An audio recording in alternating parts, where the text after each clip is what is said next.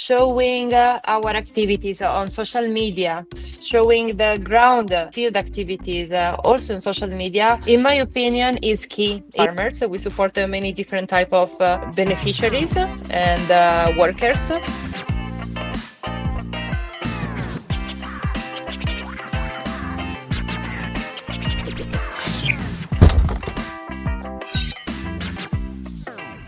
So, ladies and gentlemen, we have a very special guest today.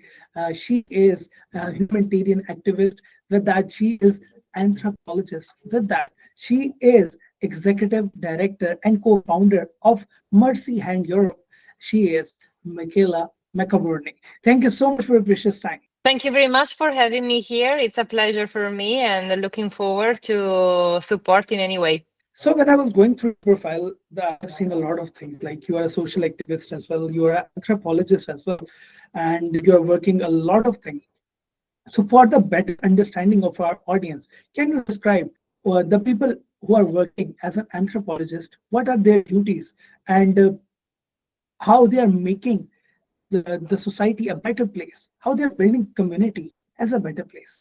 Okay, how we are making a society a better place? I don't know. That's a difficult question. I can try to answer, maybe giving to you a little bit a background of my work right now. I'm working for Mercy Europe, as you mentioned. I'm currently based in Geneva.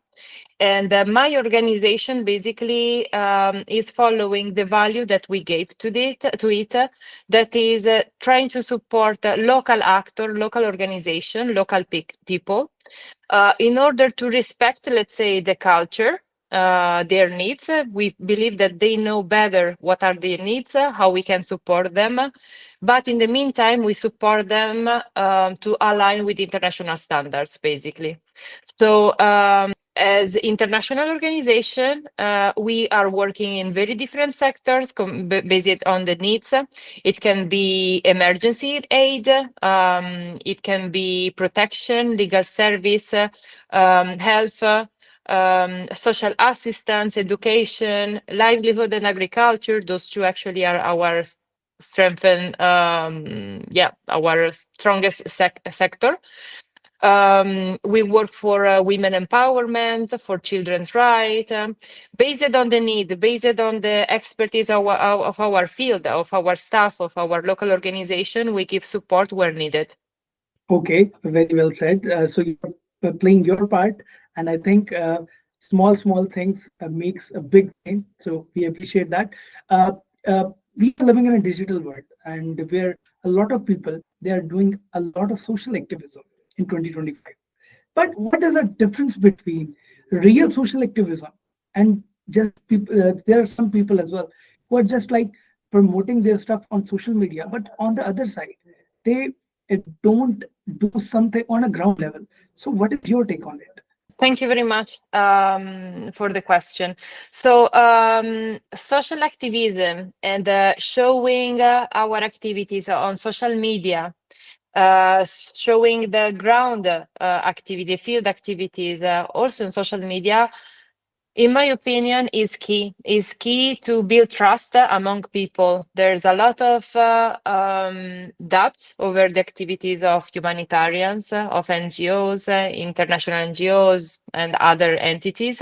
To me, it's really, as I mentioned, a matter of building trust. So we launch an activity, we start to give trust to our local partner and to our beneficiaries. So we involve our beneficiaries in the process. So clearly they are the ones that are in need. So clearly they are the ones that are asking for help, sometimes directly to us, sometimes to our local partner. So we give the trust to our local people, and we mention, okay, this will be the activities that you will be realizing, which can be developing agricultural activities or educational activities for this percentage of people, these certain numbers of women, certain numbers of children, certain number of men. And we need reports. So at the end of every, it can be week, month, It depends. It varies from project to project. We ask for reports. In this way, our audience, we are active on Instagram, LinkedIn, TikTok, Facebook, X, and we have something also on YouTube, but very little. But for us, it's important to really raise awareness. So what's happening on the field, and through video, through pictures, through success stories, sometimes also through challenging, we make sure that transparency is enhanced and there's accountability. Sometimes there are people that are reaching out to us indeed that ask if they can participate to one specific project because they want to donate something for a specific activities. And it's important really to build trust from this sense. And this is not only for our audience, but clearly is also to build trust over our donor. We need to make sure, basically our role is also representing them on the field, so be their eyes, let's say. And through social media, through weekly posts, we try to stick to one post per week per project. So we have around 7 posts per week all over the platform. We show really the progresses. So I can give you an example from our IT and coding class in Iraq. We show that we purchase the laptops for the girls and for the teachers, and then the teachers start to be trained, and then the teacher trained the students, and you can really follow every single step. So that is the answer of my question. Like the whole process should be transparent, and audience should know that this organization is particularly working on a ground level as well. So I really appreciate that. So I will be like linking my next question with the previous one. Uh, there are a lot of challenges when you are running an NGO or social organization for this particular purpose, because people usually don't trust these kind of organizations. So what is the procedure?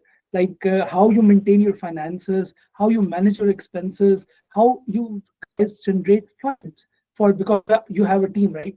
So you have to look after all of that. So what is the tactics you are doing right now? What is your strategy? Yeah, indeed. What you mentioned right now is one of the biggest challenge. Whenever you start an activity and you want to make an impact, you need to take into consideration different obstacles. And clearly, one of the biggest obstacle is securing funding. Not only securing funding, but sometimes also using properly those funds to be in line to answer to the needs of the beneficiaries, but also to stay in line with the international standards and with donors willing, let's say. Our process for securing funds is really linked, first of all, to the second question that you asked me about transparency, social media. It's very important to build and gain the trust of donors. So images, videos, and for us also field visits. I try to visit every project at least once, and I try to report. I'm not really fan of video blog, but I'm trying to become a little bit more social to really show what's happened on the field.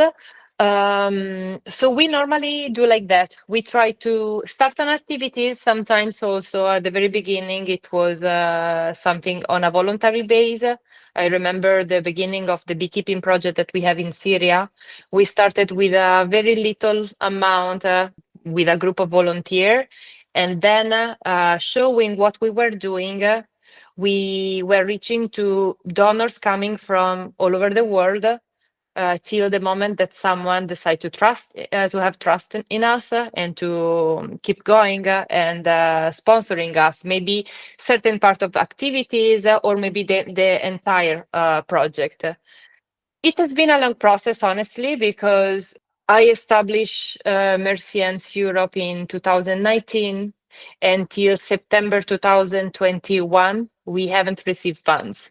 So it has been a lot of failures, but then once that we started, it was my uncle were saying that I was cultivating, and when you cultivate, and you dedicate your time, sooner or later something grows. And indeed, that was the case. That September 2021, we started with the first project that was followed directly in November 2021 with a second project. So once that we started basically the fundraise, everything became easier. Right now, I cannot. This is remains still an obstacle because meanwhile we are active in more countries. We have always more projects. This means also more staff. So this means that we need to make sure that our finances are good enough to sustain all the activities, to sustain also our staff. So it's difficult, but basically we try to reach out to foundation, public funds, different type of entities. Sometimes there's also enterprises that are working in specific sectors, for example, energy, and that they are interested in sponsoring some of our projects that can be solar panel, which are related. So this is what we do, indeed. So very well said. And I think being active on social media, it's the most important thing nowadays to market what are you doing right now. So that is the important thing. I think you are doing really good job. So I will be like linking, I will be like driving this question from the previous talk that you have said that you are working in many remote areas, like you're working in rural areas as well, right? So, what sort of activities you are generating? You have talked about women empowerment. You have talked about uh, other things as well, the laptop distribution ceremonies as well. But so I want to know which areas you guys are working. If anyone from the audience want to join and want to do voluntary stuff for your organization, so what is the procedure of that? So, talking about volunteering, we need to be careful because I really appreciate clearly the volunteering work. I am a volunteer as well. I'm working for my organization, but I also volunteer for a couple of other activities, few hours per week. The problem is that when we select volunteer, we we are very careful because we have realized that sometimes people try to volunteer to do something good and it's something amazing, something very valuable. But we have seen that the time that we spend to explain the work, to explain how do we work, how our partner work, what a person should do, what a person should avoid, how to talk, because you need to be careful also on the terms that you use sometimes. And the person maybe at the beginning is very motivated, but then at certain moment they left. This can cause really a big problem for not only for us, but especially for the people that we are serving. So let's say that, yeah, we had volunteers till December 2024. Right now, we are quite careful because we prefer maybe someone that is really that can dedicate us few time, but is really reliable. Maybe I will do only 2 hours per week and this specific task if it's okay for you, but I will stay, rather than someone that has really big dreams of helping and then finally can cause more damages than support, really. So I think you have made some sort of criteria for those people who want to volunteer for your organization. So that is like a very good thing. And scrutiny is the most important thing when you are like affiliating someone with your organization. So you should check and balance. You have to maintain the check and balance. So that is the most important thing. So like I have a surprise rapid fire question with you, because mostly people think that entrepreneurs, they have a very busy schedule. They do other stuff. They don't live as like other human beings does. But at the end of the day, they are also human beings. They do other stuff as well. So I will be like asking you some rapid fire questions, and you have to answer them very quickly. So tea or coffee? Oh, that's an easy one. I'm Italian, actually. No, it's not easy. I'm Italian. I'm supposed to answer espresso, but actually enjoy more tea. So I will say tea. So you have been confused, like in start you said it's pretty much easy, but like you have given it the explanation. Okay, so Yeah. mountain or beaches? I love mountains. I do hiking, I ski, I do a lot of things, but I prefer beaches because I like the endless horizon. It made me think, it made me relax, and I like the noise of the sea. So it's like 50-50. I would say that is 80% beaches, but I do sport in the mountain. Okay, a morning bird or night owl? Night. I prefer when everybody is silent and I can focus on my thing rather than when everything is wake up and asking a lot of questions and interrupting my focus. Okay, any secret talent that nobody knows about you? I love salsa and I believe that I'm quite a good dancer. Okay, calls or text? uh, um, Voice note. Can I answer with the third option? Okay, okay. So lastly, last book you read and what sort of message you get from it? The book that I'm reading, actually, I'm reading two books. One is for work, so it's about the business administration, and I don't know if I would suggest it. It's quite boring, honestly. But the other one that always read before getting to sleep is sort of not unrealistic, but it's about the name is The Seven Sisters, and it's about this woman getting back to the original parents because she has been adopted. So it's something a little bit that really extraneates yourself from the reality. What I get Okay, from that is that extranation of my reality. So I really go out of my life, and it's helpful sometimes. okay. So yeah, fictional or non-fictional books help sometimes. So thank you so much. At the end of a rapid fire round, and now we have to come back on the track. Now we have to, we should supposed to do what we were doing.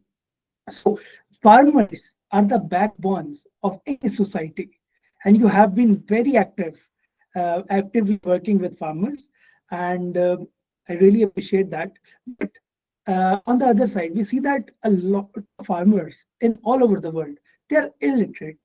So how we can introduce them with new equipment? How can we train them? And are your organization is doing such kind of things, or are just like just educating them, or just like also introducing them with new equipments? Yeah. Okay. So basically, we do not do only we do not support only farmers. So we support many different type of beneficiaries and workers.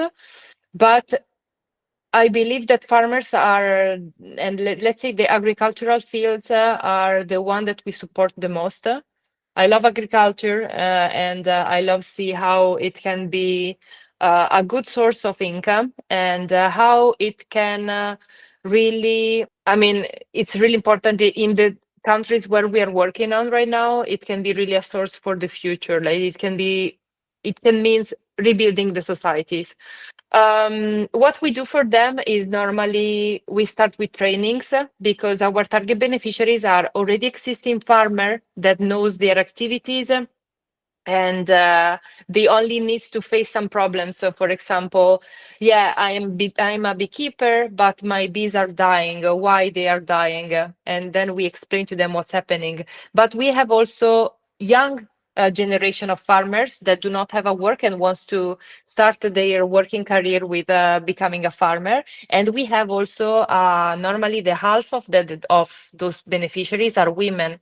And in many of the countries where we work on. Historically, these type of works were supposed to be for men activities. So after a lot of talk with our local partners and with directly the beneficiaries, we have noticed that also women were willing to do some of those activities. And once that we started, the numbers is really incrementing. So what we do normally is we start with training. Once that we do training, we provide them with tools, with all the materials that they need. Then we keep going with the training. And an important phase is really monitoring evaluation. So we follow them in applying the theory. And in the meantime, we monitor and evaluate their work in this way. If they need, we can intervene and we can keep supporting them even after the realization of the project. Let's say that if the project is 1 year, we keep monitoring them for longer in order to intervene in case they still need. Okay, very well said. And I think monitoring and training of the farmers is the most important thing, and introducing them with the new technology, as you mentioned that.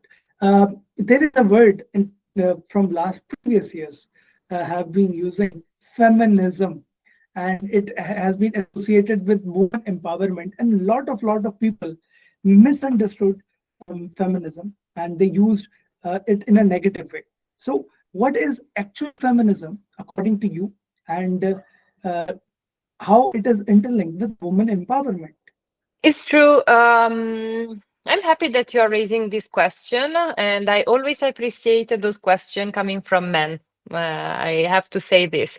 So, feminism, I believe that the people that invented this word,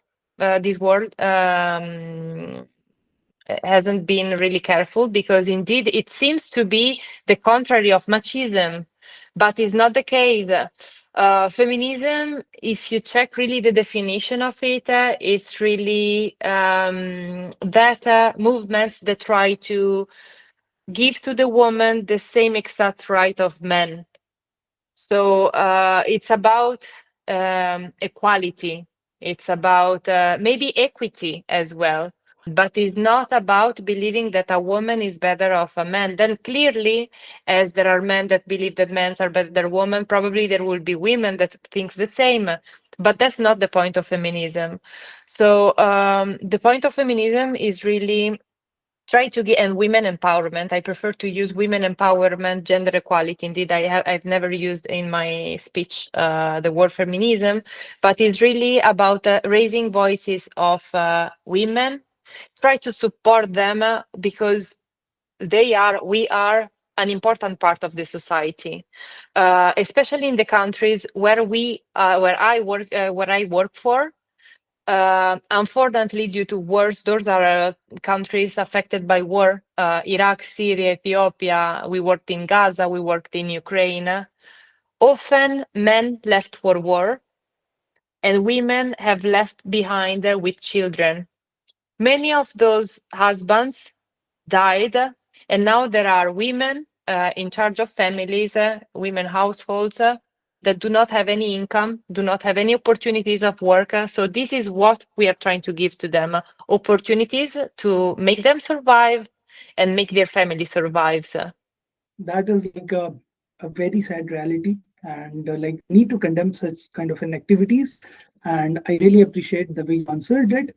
Thank you so much. Okay, so there are a lot of entrepreneurs. They show off that they are funding to organizations, they are charity, but uh, on the other side, we see that there are a lot of big NGOs. They claim that these entrepreneurs or these big names don't help us. They just show off on social media or media. So this is the reality because you are in a field. And what sort of challenges an organization or NGO face when they don't have funds? So I will not talk about a big organization, little organization, each one, especially that there are very different organizations. Maybe there are organizations that are working really well, other that are a little bit more criticized, etc. But definitely, like from my point of view, from my work as a little international organization, I can say that challenges are a lot. We mentioned before the struggle in securing funding, but many more are the challenges. It can be, for example, as I mentioned, the fact of staying true to the needs, to your values, but also be in line with international standards and the willing of the donors as well. But we need to be careful because from an anthropological point of view, an ethical point of view as well, you cannot interfere in a culture. So you can only support them but you cannot dictate rules. Clearly, that's completely unacceptable. But in my case, for example, in the work that I'm doing, other challenges concern the fact that we work in conflict zone, in war zone, and in this type of environment, you need to be quick in adapting your response. So this means that you design a project with the Gantt chart, with the risk assessments, mitigation measure, like you try to forecast every type of unforecast events that can come. But finally, something happened and you have to drastically shift your support from one sector to the other. This happened, for example, with Lebanese refugees in Iraq. We support them with the recent big changes that there has been. We started to support them, but as soon as we launched all the activities, they basically were pushed, let's say, to came back to their country. So what we can do in that case, we had to change from providing them with cash assistance and food and basic needs like food items or jackets, blankets, etc., to support them with legal aid and mental support because the shocks were there. So we were able to support them really with medical analysis, with psychologist support and legal aid to provide or come back to their documents. Because when you travel from one country to another with war, often you do not have documents because they got burned, you had to leave quickly your house, etc.